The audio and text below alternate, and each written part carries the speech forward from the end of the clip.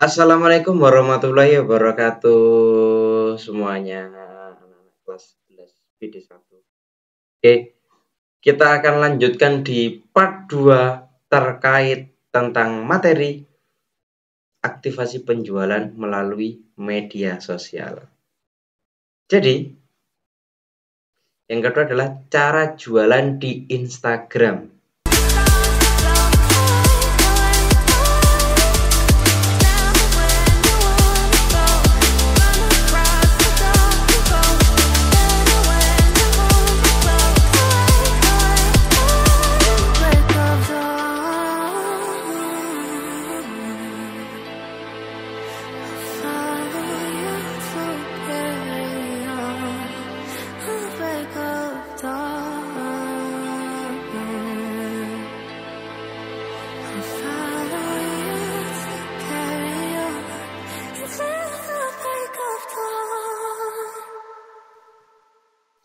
Nah, selanjutnya ada cara jualan di Instagram.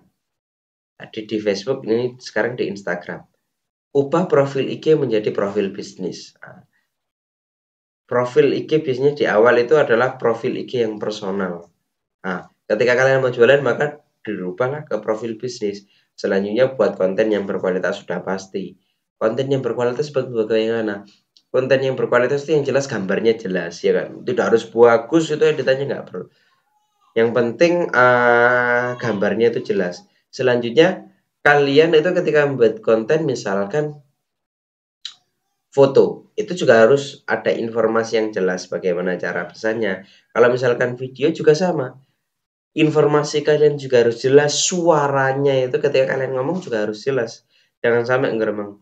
Jadi ini ya, minuman ini bisa dibeli oleh, bisa dirasakan oleh, cocok untuk, nah tidak. Jadi suara kalian itu harus jelas. Selanjutnya adalah sertakan caption yang menarik. Nah, ini yang kita sebut sebagai copywriting tadi. Yang keempat adalah gunakan hashtag. Lah, ini yang paling penting juga. Karena hashtag itu mempengaruhi, kalau misalkan di TikTok itu namanya FYP. Jadi hashtag apa yang sedang trending, ya kan? Digital branding itu juga harusnya sudah diajarkan bagaimana cara membuat konten supaya FYP. Selanjutnya yang kelima adalah optimalkan IG Stories dan Reel. Jadi mungkin kalian bisa bikin stories satu hari itu 2 kali dan sebagainya. Reels-nya 1 hari sekali. Lah itu terus. Ya, makanya ini yang dimaksud di mana tadi di Facebook ini terkait dengan update konten secara konsisten. Nah, ini yang dimaksud di sini. Kalian harus rutin untuk melakukan unggahan konten. Yang keenam adalah manfaatkan URL atau tautan di profil. Lah, misalkan cara pesannya melalui Facebook, ya kan? Untuk cara pesannya bisa klik link di bio ya. Nah, di bio IG itu harus mencantumkan nomor WhatsApp supaya pesannya gampang. Setelah itu coba fitur Instagram Shopping. Sama seperti kalau TikTok Shop bekerja sama dengan influencer lah. Ini sama seperti di sini tadi. Mana ini? Gunakan Facebook Ads ya. Kalau misalkan influencer ini kan harus bayar. Bisa sih, nggak harus bayar, bisa. Misalkan kalian tuh punya teman baik, ya kan? Mereka itu banyak followersnya, pengikutnya banyak. Nah, itu bisa digunakan sebagai media pemasaran. Dia harus mempromosikan. Tapi dengan ketentuan bagaimana sih kamu harus mengirimkan produknya setiap hari atau bagaimana temanmu tuh bisa merasakan produkmu tanpa harus membeli, tapi mereka mempromosikan melalui kontennya dia, gitu seperti itu. Karena dia itu followersnya banyak, nah, itu bisa memanfaatkan teman baik. Nah, tapi itu kan biasanya jarang lah. Yang followersnya banyak itu kan jarang. Dan mereka pasti malu lah untuk promosi. Biar ada bener-bener influencer atau yang selebgram istilahnya, nah itu beda lagi. Istilahnya buat promosi secara berkala. Nah ini 5 dan 9 ini berkaitan. Yang dimaksud berkala adalah harus konsisten. Sehari story-nya 2 kali, reels-nya 1 kali, ya sudah. Setiap hari seperti itu terus. Itu yang dinamakan berkala. Jangan sampai sekarang upload besok tidak, seperti itu. Lakukan analisa penjualan. Nah, yang maksud analisa penjualan bagaimana sih? Kamu harus punya konsep atau kamu harus punya peta. Misalkan seperti ini. Saya jualan selama 1 bulan, nanti dalam 1 bulan nanti akan saya analisa. Kira-kira jualan saya laku berapa? Lah, yang menyebabkan laku itu karena apa? Kira-kira karena teman yang mana? Nah, misalkan teman itu sering beli, ya wis, berarti kalian harus optimalkan di situ. Tapi juga harus melihat kelemahan. Kenapa teman saya yang lain ini kok tidak mau beli? Kenapa si A saja yang hanya mau beli? Si B kenapa tidak mau beli? Si C kenapa tidak mau beli?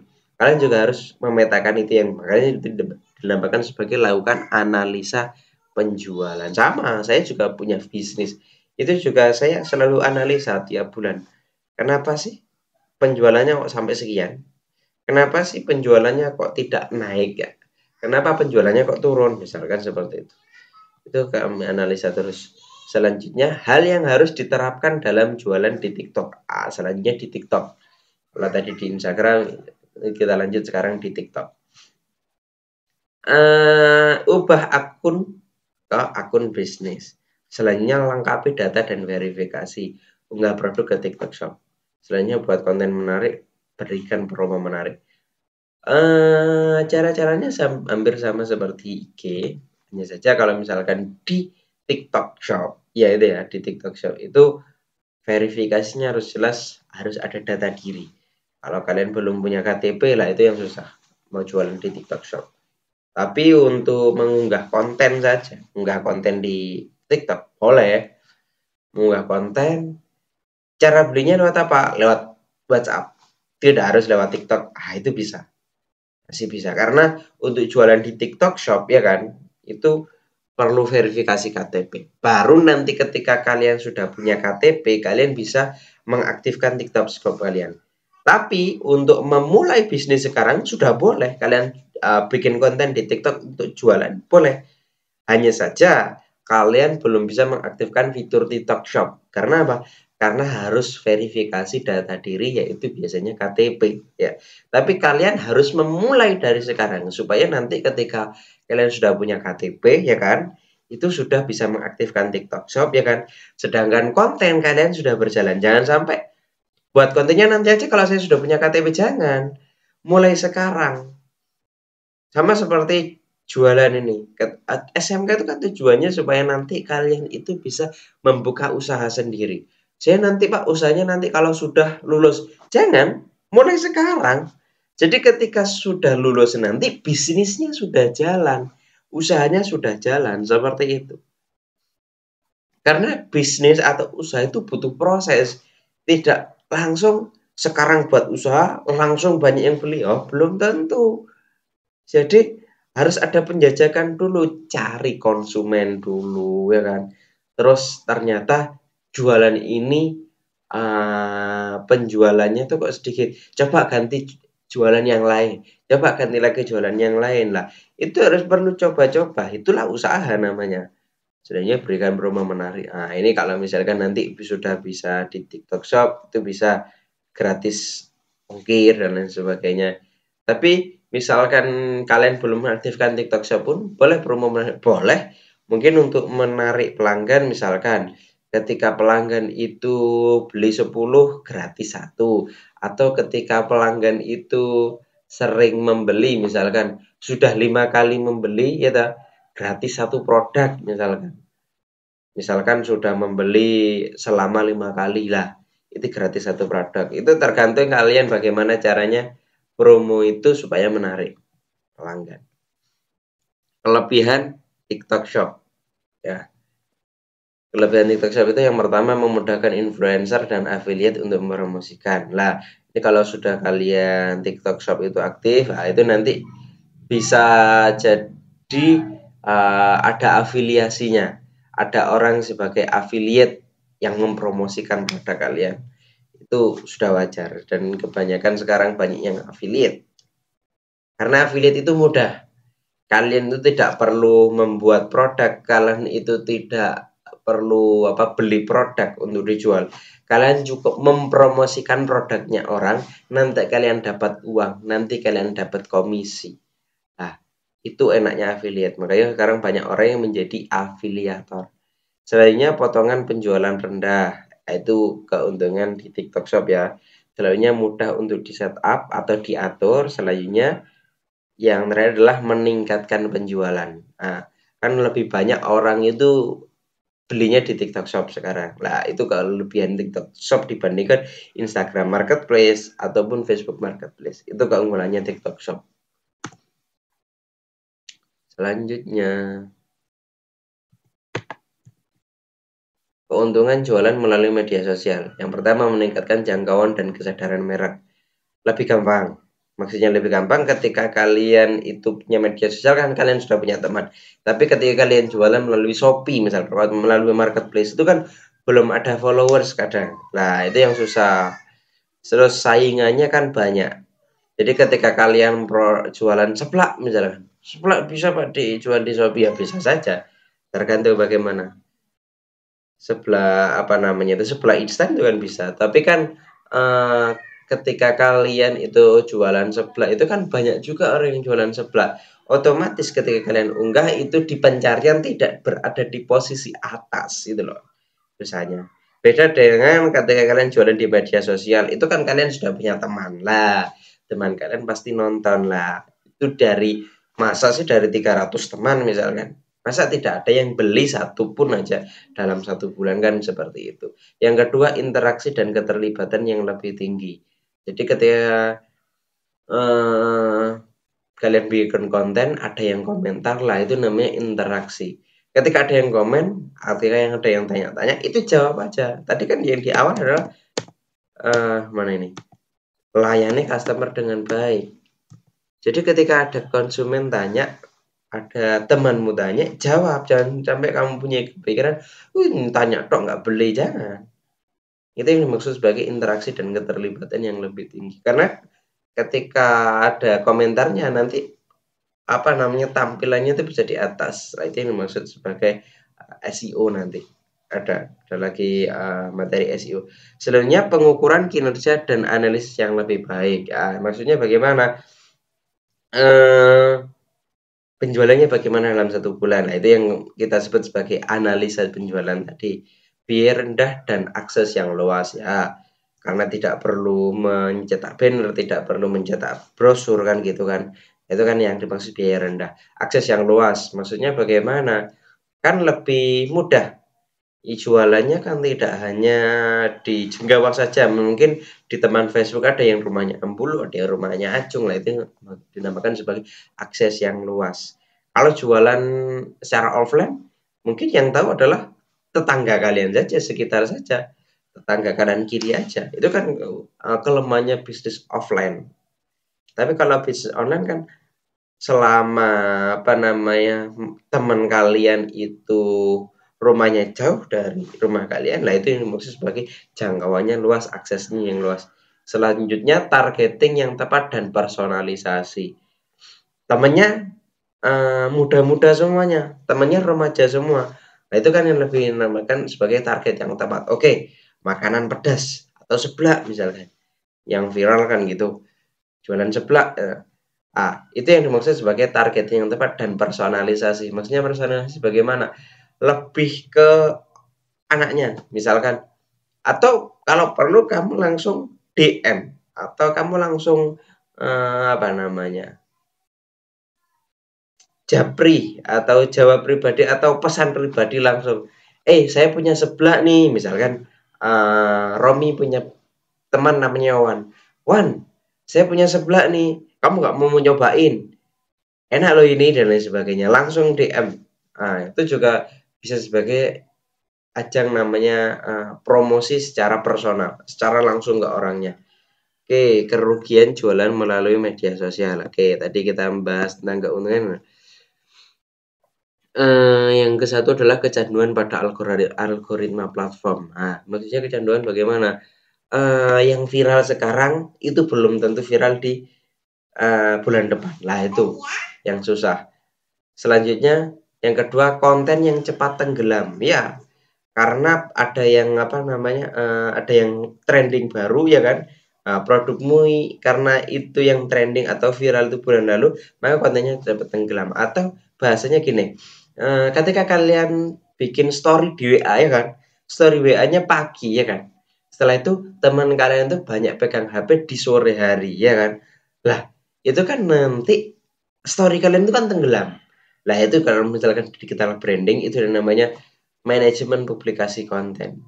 Jadi ketika kalian itu tidak tepat waktu untuk mengunggah atau mengupload konten, maka konten kalian itu cepat tenggelam dan ada potensi tidak ditonton. Lah itu memang kelemahannya bisnis digital di situ. Maka kalian harus tahu bagaimana cara mengunggah konten. Lah itu yang disebut sebagai manajemen publikasi konten di digital branding. Nanti kita spill lah digital branding juga. Saya meskipun ngajar digital onboarding, nanti juga saya akan spill digital branding seperti apa.